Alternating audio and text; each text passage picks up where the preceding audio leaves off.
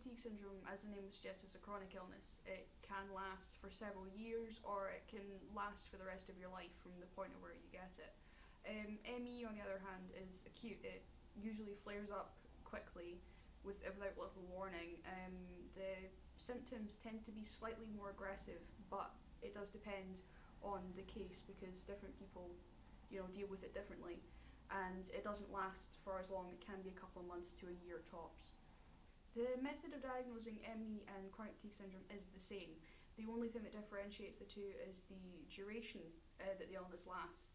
The diagnostic method itself, the first thing that they will do is they will take you and do a full range of blood tests to test for hormone levels and blood sugar levels, anything that could create the same symptoms like diabetes, for example.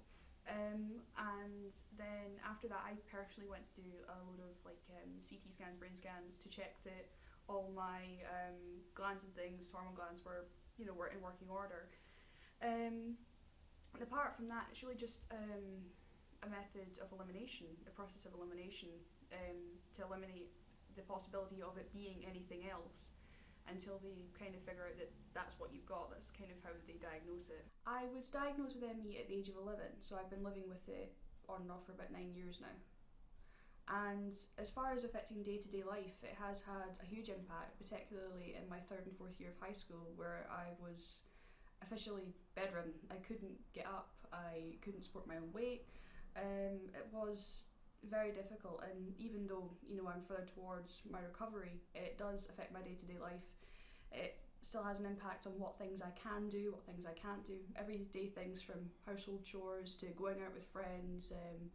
Even if I was thinking of doing things that are fun, like going on holiday, it's still something I've got to factor into my everyday life. I've got to take consideration of it in everything that I do. So it does have a huge impact, yeah. I'd been suffering with the symptoms for a long time and not really knowing what they were, and then I went to my GP and they referred me to a sector of the sick kids in Edinburgh, which deals specifically with chronic fatigue, and they did all the diagnosing. To be honest with you, it was my mum really that initially noticed, but generally speaking I was suffering with really bad headaches, like migraine-like headaches that just wouldn't go away. Which is one of the things you can get when you have chronic fatigue, and I was just generally tired, lackluster, unable to cope with school and just the basic things, basic everyday things, and both me and my mum were quite concerned, and it was then that we went to look for answers, because it wasn't just an ordinary bug, it wasn't going away, and that's kind of when I knew. When you're younger, it's a lot easier. If you are below the age of 11, you'll be referred to as I mentioned, the specialist people at the sick kids who specifically deal with chronic fatigue, and they will, there's great support programs in place there for when you're young. But when you're a bit older, once you're past the age of 11, there's not a specialist, there's no one you can really go to. Apart from the infectious diseases people at the Western General, if you're in Edinburgh, and they just basically say to you, yes, you have chronic fatigue and there's nothing we can do about it. And you're kind of just left to your own devices to learn to cope with it. It does have a huge impact, particularly in the beginning, because I was living with the symptoms long before I got my diagnosis. And it's very frustrating having to deal with something that has such a huge impact on your every day-to-day life, from the most simplest of tasks to the things that you really enjoy. It has a huge impact, and you feel like a burden to people because you've got to ask them for help for things, and you can't do the basic things that you should be able to do for yourself, and it's incredibly frustrating, particularly at the age I was at, being a young teenager and things. You're wanting to get a bit more independence with your life, and you just aren't able to physically do the things that some other people your own age are doing and that you feel you should be doing, and it has a huge impact in that respect.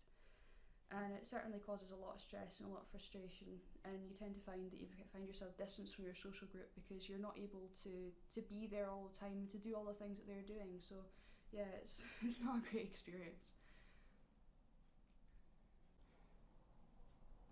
As far as affecting your relationship with your family, I think it certainly does have an effect. I mean, your family, is always there to love you and support you, but when you get an illness, something a lot like ME, they do become your carers in a sense, because they've got to help you with basic tasks, and even things like it has a huge effect on your memory, your short-term memory and your concentration. So even telling you not to forget things like your phone or your keys, and them constantly have to remind you of certain things, it does have a huge effect, and it does have a certain strain on family relationships. And it wasn't for me. It wasn't particularly difficult because I've always been close with my family, but it certainly does have a change in the dynamic. Yeah. As far as overcoming ME is considered, there is no cure. There is no miracle drug. There's nothing that the doctors can really give you to make it any better, to lessen the symptoms. The only thing that they can do is stage exercise. So it's just basically learning about your body, learning about the limits that it now has, and trying not to overrun those limits. And you have your good days and your bad days, and some days you feel like you can't even get out of bed, and some days you feel like you could take on the world. But it's learning to pace yourself and learning not to take on too much. And it is a big undertaking, and it's quite a complex thing to get around. It basically becomes your routine. It is involved in every part of your life, every aspect of you trying to manage the condition that you have. And it's for some people it can be a year and they can be over and done with it, but I've been managing it for 9 years, and it can be a very long and complicated road, and it has a lot of ups and downs.